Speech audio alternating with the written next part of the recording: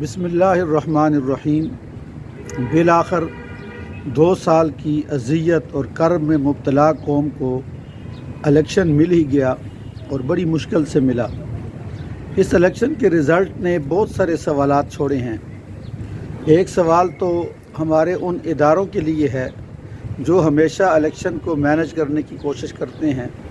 عوام نے ان کی ساری مینجمنٹ کو مسترد کر کے رکھ دیا ہے۔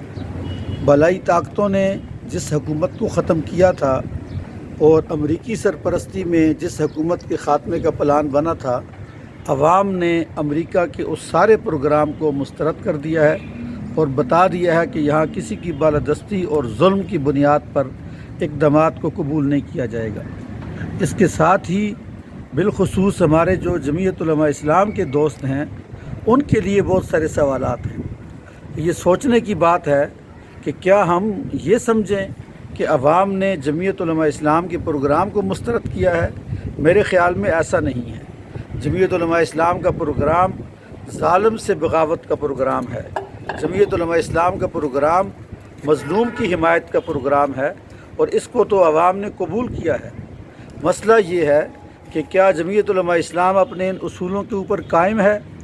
وہ جماعتیں جو 20 سال یا 22 سال یا 50 سال پہلے بارز وجود میں آئی تھیں، وہ اگر اقتدار کو حاصل کر لیتی ہیں تو وہ جماعت جو 100 سال سے زیادہ ہو چکے معرض وجود میں آئی تھی، آج وہ اس سطح پہ کیوں آ گئی جس سطح کا تانا یہ جماعت اسلامی کو دیا کرتے تھے کہ 3 سیٹوں سے اوپر یہ نہیں جا سکتے ہیں؟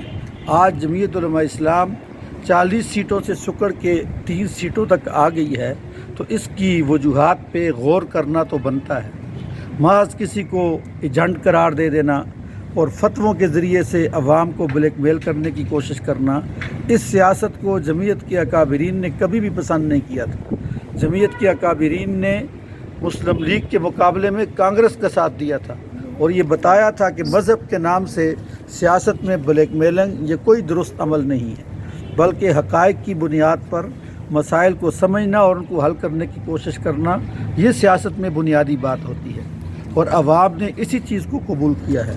لہذا جمعیت کے ساتھیوں کے لیے سوچنے کی بات ہے۔ مولانا فضل الرحمان صاحب پارٹی کو کبھی مسلم لیگ کے لیے اور کبھی پیپل پارٹی کے ایجنڈے کے لیے استعمال کرتے ہیں، اور نتیجے میں وہ اپنی ذات یا خاندان کے لیے مفادات تو وصول کر لیتے ہیں، لیکن جماعت کا اعتماد عوام سے ختم کر دیتے ہیں۔ اس لیے اگر امیر حیدر خان ہوتی اپنی شکست کو تسلیم کر کے اپنے عہدوں سے استعفیٰ دے سکتا ہے، تو جمعیت کے ساتھیوں کو چاہیے کہ وہ مولانا فضل الرحمان صاحب سے سوال کریں کہ آپ اگر اپنے حلقے کو نہیں جیت سکتے تو پورے ملک میں جماعت کی عمارت کے اوپر جو آپ کا ناجائز قبضہ ہے، غاصبانہ قبضہ ہے، اور جس بنیاد پر پی ٹی آئی سے انتخابی نشان چھینا گیا کہ انہوں نے الیکشن نہیں کروائے، جمعیت علماء اسلام میں کب الیکشن ہوئے ہیں اور کون سے شفاف الیکشن ہوئے ہیں؟ جہاں رکن سازی ہی جیل سازی کی بنیاد پر کی گئی تھی، اور جہاں پہ اعلان کر دیا گیا کہ بھئی ہم آئندہ 5 سال بھی رہیں گے، اس ناجائز طریقے سے جماعت پہ قبضے کا یہ انجام عوام نے دیکھ لیا ہے۔ یہ جمعیت علماء اسلام کو شکست نہیں ہے، یہ خیانت کو شکست ہے۔ یہ جمعیت علماء اسلام کے پروگرام کو شکست نہیں ہے، یہ مولانا فضل الرحمان صاحب کی غلط پالیسیوں کو شکست ہے۔ لہذا جماعت کے کارکنوں کو بجا طور پہ اپنی قیادت سے یہ سوال کرنا چاہیے کہ آپ کب تک ہمیں پیپل پارٹی یا مسلم لیگ کی سیاست کے لیے استعمال کرتے رہیں گے؟ ہمارا اپنا ایجنڈا عوام میں ہماری زبان سے جانا چاہیے۔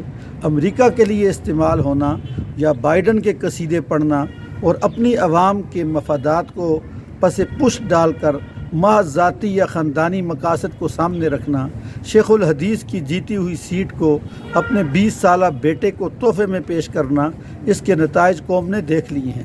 لہذا جماعت کے کارکنوں کو ان غلط پالیسیوں کے اوپر آواز اٹھانی چاہیے اور جماعت کو اپنے اصل کے اوپر لانے کی کوشش کرنی چاہیے، وگرنہ اگر اسی طرح ہوتا رہا، یقین جانیے یہ 3 نشستیں بھی اس دفعہ کی مہمان نشستیں ہیں۔ آئندہ الیکشن میں عوام اب ان نشستوں سے بھی آپ کو محروم کر کے رکھ دے گی۔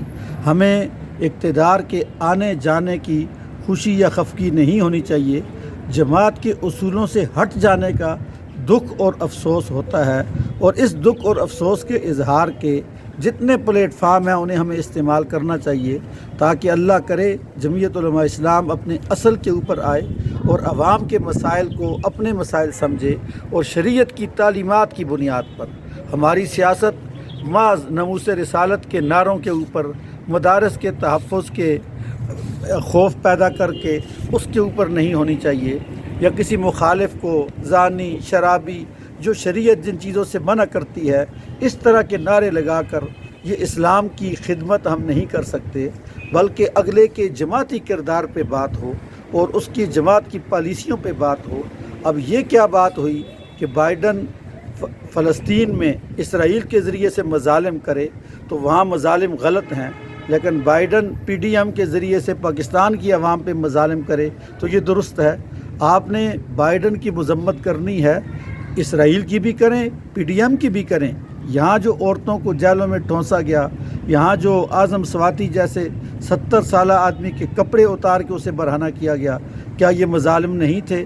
اور ہمیں یہ مظالم نظر نہیں آ رہے؟ ہمیں پارٹیوں سے بالا تر ہو کر شریعت کی تعلیمات کو مد نظر رکھ کر اپنی سیاست کو اپنی اصل پہ لانا ہوگا۔ اللہ رب العزت پی ٹی آئی کے لوگوں کو بھی سیاست کو اسی طرح ظالم اور مظلوم کی بنیاد پر اور پاکستان کے عوام کی مسائل کی بنیاد پہ کرنے کی توفیق دے، اور جمعیت علماء اسلام کے ساتھیوں کو بھی جماعت کو اپنے اصل پہ لانے کے لیے محنت، کوشش اور کاوش کرنے کی توفیق دے۔ جزاک اللہ احسن۔